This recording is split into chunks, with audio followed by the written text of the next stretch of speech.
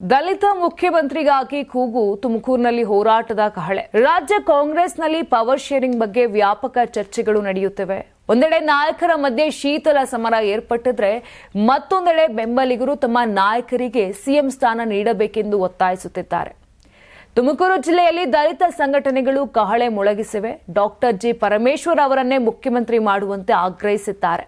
ನಗರದ doctor B R Ambedkar ಪ್ರತಿಮೆ ಎದುರು ದಲಿತ ಸಂಘಟನೆಗಳು ಪ್ರತಿಭಟನೆ ನಡೆಸಿವೆ. ದಲಿತ ಮುಖಂಡ ರಾಮಯ್ಯ, ಬಂಡೇಕುಮಾರ್, ಭಾನುಪ್ರಕಾಶ್ ನೇತೃತ್ವದಲ್ಲಿ ಪ್ರತಿಭಟನೆ ನಡೆದಿದೆ. 2 ಬಾರಿ ಕೆಪಿಸಿಸಿ ಅಧ್ಯಕ್ಷರಾಗಿದ್ದ ಜಿ ಪರಮೇಶ್ವರ್ ಕಾಂಗ್ರೆಸ್ ಪಕ್ಷವನ್ನು ಅಧಿಕಾರಕ್ಕೆ ತಂದಿದ್ದಾರೆ. ತುಮಕೂರು ಜಿಲ್ಲೆಯ ನಾಯಕರಿಗೆ ಇದುವರೆಗೆ ಸಿಎಂ ಸ್ಥಾನ ಕೊಟ್ಟಿಲ್ಲ.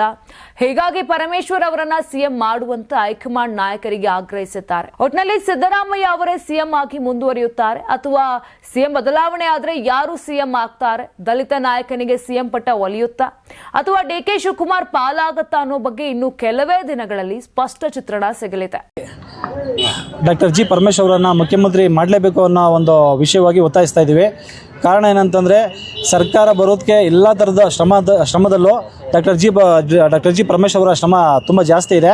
ಆ ಕಾರಣಕ್ಕೋಸ್ಕರನೇ ಡಾಕ್ಟರ್ ಜಿ ಪರಮೇಶ್ವರ್ ಅವರನ್ನ ಅವರ ಕಾಂಗ್ರೆಸ್ ಹೈಕಮಾಂಡ್ ಅವರು ಮುಖ್ಯಮಂತ್ರಿ ಮಾಡಲೇಬೇಕು. ಇನ್ನು ಉಳಿದ 2 ವರ್ಷಗಳ ಕಾಲ ಏನು ಉಳಿಕೆ ಇದೆಯೋ ಆ ಉಳಿಕೆ ವರ್ಷದಲ್ಲಿ ಡಾಕ್ಟರ್ ಜಿ ಪರಮೇಶ್ವರ್ ಅವರನ್ನು ಮುಖ್ಯಮಂತ್ರಿ ಮಾಡಬೇಕು. ಇಲ್ಲ ಅಂತಂದರೆ ಹೈಕಮಾಂಡ್ ಮುಂದಿನ ಸಲ ಬರುವಂಥ ಚುನಾವಣೆಯಲ್ಲಿ ಮತ್ತು ಬೇರೆ ರಾಜ್ಯದ ಚುನಾವಣೆಗಳಲ್ಲೂ ನಾವು ಅವ್ರ ವಿರುದ್ಧವಾಗಿ ಮತ ಚಲಾಯಿಸಬೇಕು ಮತ್ತು ಅವ್ರ ವಿರುದ್ಧವಾಗಿ ಒಂದು ಕಾರ್ಯಚಟುವಟಿಕೆಯನ್ನು ಮಾಡಬೇಕು ಅಂತ ಒಂದು ಯೋಜನೆ ಹಾಕೊಬೇಕಾಗುತ್ತೆ. ಕಾರಣ ಏನಂತಂದರೆ, ದಲಿತರಿಗೆ ಯಾವುದೇ ಥರದ್ದು ಮುಖ್ಯಮಂತ್ರಿ ಹುದ್ದೆ ಕೊಡಬೇಕು ಅಂತಂದರೆ ಸ್ವಪಕ್ಷದಲ್ಲೇ ಒಂದು ಮಾಸ್ಟರ್ ಪ್ಲಾನನ್ನು ಮಾಡಿ ಅವ್ರನ್ನ ಅಧಿಕಾರದಿಂದ ದೂರ ಇಡುವಂಥ ಯೋಜನೆ ಮಾಡ್ತಾರೆ. ಆ ಎಲ್ಲ ಯೋಜನೆಗಳು ಇಷ್ಟು ವರ್ಷ ಆಗಿತ್ತು, ಇನ್ನು ಮುಂದಕ್ಕೆ ಆಗಬಾರ್ದು ಅನ್ನೋ ಕಾರಣಕ್ಕೋಸ್ಕರ ನಾವೆಲ್ಲರೂ ಒತ್ತಾಯ ಮಾಡ್ತಾ ಇದ್ದೀವಿ. ಡಾಕ್ಟರ್ ಜಿ ಪರಮೇಶ್ವರ್ ಮುಖ್ಯಮಂತ್ರಿ ಆಗಲೇಬೇಕು ಅಂತ. ಈಗ ಯಾಕೆ ಈ ಟೈಮಲ್ಲಿ ಯಾಕೆ ಬಂದಿರೋದು ಸರ್? 2 ವರ್ಷ ಸತತವಾಗಿ 8 ವರ್ಷ ಕೆಪಿಸಿಸಿ ಅಧ್ಯಕ್ಷರಾಗಿ ಅಧಿಕಾರ ತಂದಾಗೂ ಅವ್ರಿಗೆ ಅಧಿಕಾರ ಕೊಡಲಿಲ್ಲ. ಮತ್ತು ಈ ಸಲ 2023 ಚುನಾವಣೆ ಆದಾಗೂ ಅವರ ಶ್ರಮ ಜಾಸ್ತಿ ಇದೆ. ಆ ಕಾರಣಕ್ಕೋಸ್ಕರ ನಾವು 1,10,00,000 ಜನಸಂಖ್ಯೆ ಇದ್ರೂ ಬರೀ ಮತ ಚಲಾಯಿಸೋಕೆ ಮಾತ್ರ ಇದ್ದೀವಿ, ಅಧಿಕಾರ ಪಡೆಯೋಕ್ಕಿಲ್ಲ. ಈಗ ಸಣ್ಣ ಜಾತಿಗಳೆಲ್ಲನೂ ಮುಖ್ಯಮಂತ್ರಿ ಗಾದಿಗಳು ಅನುಭವಿಸಿದ್ದಾರೆ. ಆದರೆ ಬಹುಸಂಖ್ಯಾತ ದಲಿತರು ಮಾತ್ರ ಇದುವರೆಗೂ ಮುಖ್ಯಮಂತ್ರಿ ಗಾದಿ ನೀಡೋಕ್ಕಾಗಿಲ್ಲ. ಆ ಕಾರಣಕ್ಕೋಸ್ಕರ ಮುಖ್ಯಮಂತ್ರಿ ಆಗಲೇಬೇಕು ಅನ್ನೋದು ನಮ್ಮ ಬಯಕೆ. ಅಲ್ಲ, ಈಗ ಪವರ್ ಶೇರಿಂಗ್ ಆ ವಿಚಾರಗಳೆಲ್ಲ ಮುನ್ನೆಲೆ ಬರ್ತಿದೆ, ಸಿಎಂ ಬದಲಾವಣೆ ಆಗಬೇಕು ಅನ್ನೋಂಥ ಚರ್ಚೆ ನಡೆಯುತ್ತೆ. ಆ ಹಿನ್ನೆಲೆಯಲ್ಲಿ ನೀವು ಒತ್ತಾಯ ಮಾಡ್ತಾ ಇರೋಂಥದ್ದು ಸರ್, ರಾಜ್ಯದಲ್ಲಿ ಡಾಕ್ಟರ್ ಜಿ ಪರಮೇಶ್ವರ ಕಾರ್ಯವೈಖರಿ ತುಂಬ ಅದ್ಭುತವಾಗಿದೆ, ಎಲ್ಲರಿಗೂ ಗೊತ್ತಿದೆ. ಅವರು ಎಲ್ಲ ವರ್ಚಸ್ಸು ಅವ್ರಿಗಿದೆ. ಮತ್ತು ಮುಖ್ಯಮಂತ್ರಿ ಗಾದಿ ಏರಿದ್ರೆ ತುಮಕೂರನ್ನ ಇನ್ನಷ್ಟು ಅಭಿವೃದ್ಧಿಗೊಳಿಸ್ಬೋದು. ನಾವು ತುಮಕೂರಿನ ಆದ್ಯತೆಗೆ ತುಮಕೂರಿಗೆ ಇಲ್ಲಿವರೆಗೂ ಮುಖ್ಯಮಂತ್ರಿ ಹುದ್ದೆ ಕೊಟ್ಟಿಲ್ಲ. ಆ ಕಾರಣಕ್ಕೋಸ್ಕರ ತುಮಕೂರು ಅಭಿವೃದ್ಧಿ ಮಾಡ್ತಾ ಇದ್ದಾರೆ. ತುಂಬ ಅಭಿವೃದ್ಧಿ, ಅವರು ಸಚಿವರಾದಾಗಿಂಟನೇ ಅಭಿವೃದ್ಧಿ ಆಗಿದೆ.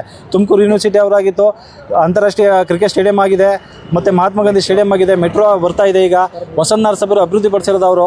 ಈ 2 ವಿಚಾರದಲ್ಲಿ ಒತ್ತಾಯ ಮಾಡ್ತಾ ಇದ್ದಾರೆ. ಒಂದು, ತುಮಕೂರು ಜಿಲ್ಲೆಗೆ ಸಿಕ್ಕಿಲ್ಲ ಅನ್ನುವಂಥದ್ದು, ಇನ್ನೊಂದು ದಲಿತ ಸಿಎಂ ಆಗಿಲ್ಲ, ಇಲ್ಲಿವರೆಗೂ ಆಗಿಲ್ಲ ಅನ್ನೋ ಕಾರಣಕ್ಕೋಸ್ಕರ ಇವೆರಡು ಮುಖ್ಯ ವಿಷಯ.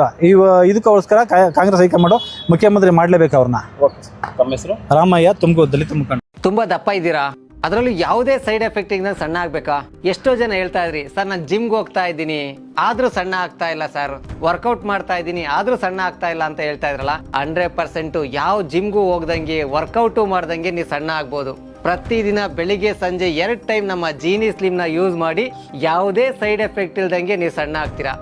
ಯಾಕೆಂದ್ರೆ ಜೀನಿ ಸ್ಲಿಮ್ಮು ಒಂದು ಉತ್ತಮ ಆಹಾರ. ನಿಮಗೆ ಮಾಧ್ಯಮದಲ್ಲಿ ಕೆಲಸ ಮಾಡುವ ಆಸಕ್ತಿ ಇದೆಯಾ? ಹಾಗಾದ್ರೆ ಕರ್ನಾಟಕ ಟಿವಿ ಡಿಜಿಟಲ್ ಮೀಡಿಯಾದಲ್ಲಿದೆ ನಿಮಗೆ ಒಳ್ಳೆಯ ಅವಕಾಶ. ಆಯ್ಕೆಯಾದವರಿಗೆ ಉಚಿತ ತರಬೇತಿ ಕೊಡ್ತೀವಿ. ತರಬೇತಿ ನಂತರ ಕೆಲಸ ಮಾಡುವ ಅವಕಾಶನೂ ಕೊಡ್ತೀವಿ. ಈ ಕೂಡಲೇ ನಿಮ್ಮ ಮಾಹಿತಿಯನ್ನ ಮೇಲ್ ಮಾಡಿ.